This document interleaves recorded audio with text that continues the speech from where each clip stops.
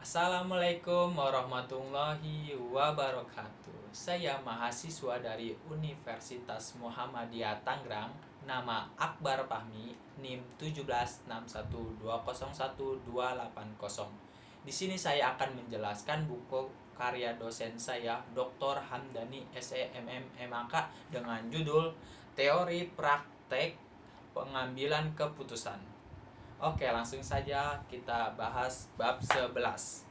Pengambilan keputusan dan analisis rasio keuangan.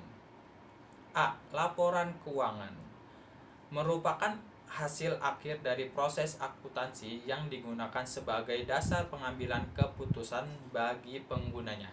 Laporan keuangan memberikan informasi tentang aktivitas operasional perusahaan dan posisi keuangan baik kepada pemilik, manajemen, maupun pihak luar yang berkepentingan.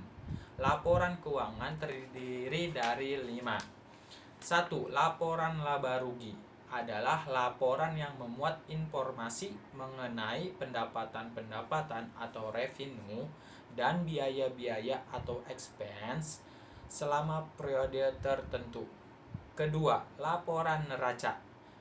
Laporan neraca memuat informasi tentang keadaan aktiva, utang, dan modal sendiri perusahaan pada satu saat tertentu.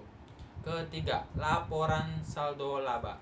Laporan saldo laba memuat informasi tentang laba yang dihasilkan dan akan dibagi sebagai dividen atau laba yang ditahan selama periode tertentu. Yang keempat, laporan arus kas. Laporan arus kas memuat informasi tentang kegiatan, operasi, investasi, dan pendapatan perusahaan terhadap arus kas selama satu periode, dan arus kas keluar dan arus kas masuk. Yang kelima, catatan atas laporan keuangan. Catatan atas laporan keuangan adalah bagian integral dari laporan keuangan yang tidak dapat dipisahkan. Catatan atas laporan keuangan sebagai informasi tambahan yang disajikan dalam laporan keuangan dan informasi pos-pos yang tidak memenuhi kriteria pengakuan dalam laporan keuangan. B. Analisis rasio keuangan. Rasio keuangan adalah perbandingan unsur-unsur dari laporan keuangan. Pihak-pihak yang berkepentingan dengan analisis laporan keuangan adalah manajer, analisis kredit, dan analisis sekuritas. Dengan penganalisis laporan keuangan yang menggunakan alat-alat ukur melalui rasio keuangan, maka seorang manajer dapat mengambil keputusan mengenai keuangan perusahaan untuk masa yang akan datang. Ada beberapa cara dalam menganalisis rasio keuangan. 3 cara. 1.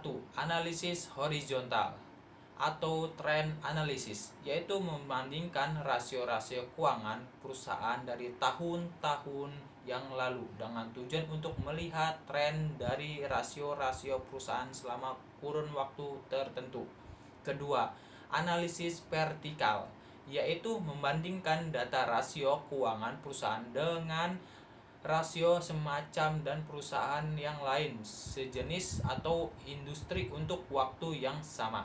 Ketiga, kombinasi dari analisis horizontal dan vertikal, yaitu dengan menggabungkan atau kombinasi dari kedua analisis tersebut agar laporan keuangan yang disajikan memiliki arti mendalam, maka perlu dianalisis. Alat analisis dapat berupa rasio-rasio keuangan.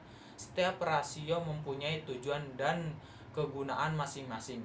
Selanjutnya, setiap rasio diukur dan ditempatkan sebagai dapat digunakan sebagai dasar dalam pengambilan keputusan. Oke, terima kasih. Itu penjelasan dari bab 11 dari buku Teori dan Praktek Pengambilan Keputusan karya dosen saya sendiri. Assalamualaikum warahmatullahi wabarakatuh.